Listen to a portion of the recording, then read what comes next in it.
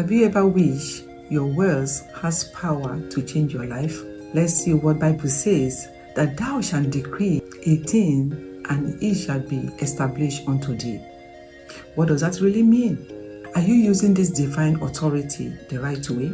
Our main topic today, why we are here, how to decree a thing and see God's power. Speak life and be restored. My name is Tina. You are welcome back to Eternal Love Gospel. Today, I want you to stay tuned and watch why we have to decree a thing and come to life. Follow me as we are going through the verses in the book of Job 22, from verse 1 to the end. Praise the Lord. Let's see what the Eliphaz the Temanite says to Job when Job was passing through difficulties. Once upon a time, Satan roamed the earth, watching humanity from the shadows. He ascended into the heavenly courts where God asked him, "Where have you been?" Satan replied, "I've been going back and forth across the earth, watching everything." Then God said, "Have you noticed my servant Job? He is blameless and upright. No one on earth is like him." Satan sneered, "Of course he's faithful. You've protected everything he owns. Take it away, and he will curse you to your face."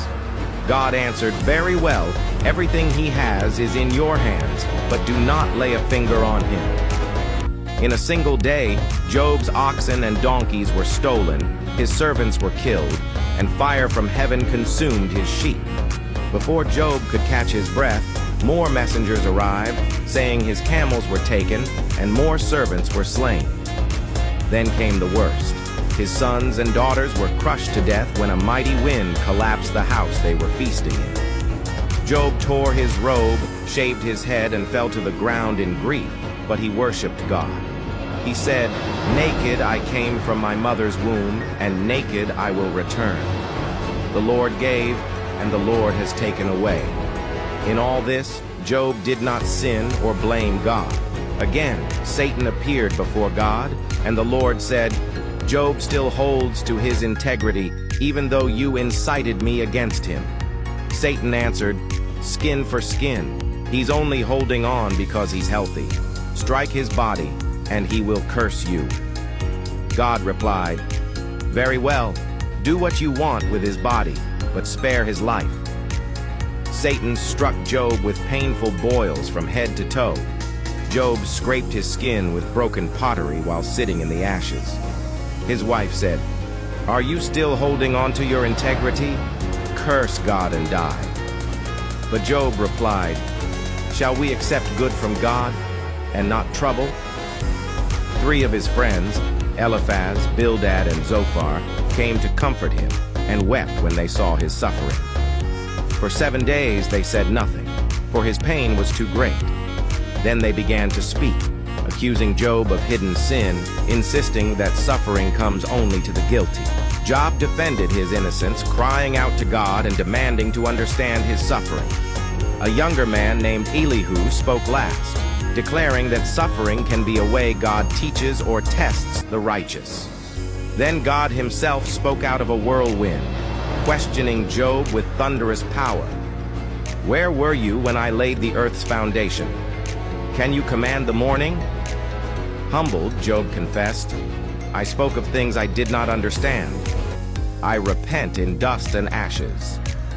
God rebuked Job's friends for misrepresenting him and commanded them to offer sacrifices. Job prayed for them, and God accepted his prayer. Then the Lord restored Job's fortunes, twice as much as before. He had 7 more sons and 3 more daughters, the most beautiful in all the land. Job lived 140 more years and saw 4 generations of his descendants. And Job died, old and full of days. God says, "I will take the captivities away from you, and I will restore unto you, and I will be your defense. And thou shalt have plenty of silver. You will have plenty of life. Then thou shalt have the delight in the Almighty." What a good promise. "And shalt lift up thy face unto God. Thou shalt make thy prayer unto him, and he shall hear thee, and thou shalt pray thy vow, and thou shalt also decree a thing, and it shall be established unto thee. The light of God shall shine upon thy ways, praise the Lord. And when men are cast down, then thou shalt say, there is lifting up, and he shall save thy humble person. This is where I want you to make the declaration, the word of life, and be restored. Job 22 verse 29. Make the declaration, when men are said there is casting down, you are said there is lifting up. He shall save you. He shall deliver thy island of the innocent, delivered by the pure heart of thy hands. Oh, praise the Lord. I want you to see this verse in Job 22 verse 21. Submit to God and you will have peace. Then things will go well for you. Listen to his instructions and store them in your heart. This is what I want you to achieve from this video today. Thou shalt decree a thing, and it shall be established. When a man is saying there's casting down, you are said, I'm lifting up. Speak a word of life and be restored. God bless you, and keep on praying. May the Lord help us to overcome temptation, to overcome all powers of darkness. He shall not give up. Commit all thy ways unto him, and he will save us. You are blessed in the name of our Lord Jesus. I pray for anyone passing through pains like Job. As God restored Job, God is restoring you right now in Jesus' name. If you believe and your faith shall work for you, you are blessed in the name of our Lord Jesus. Please subscribe to the channel, press the notification bell, so that when we are loading a video, you'll be notified, and keep on praying. The Bible says, pray without ceasing, and have faith that it is done. And when you pray, believe in him that it is done.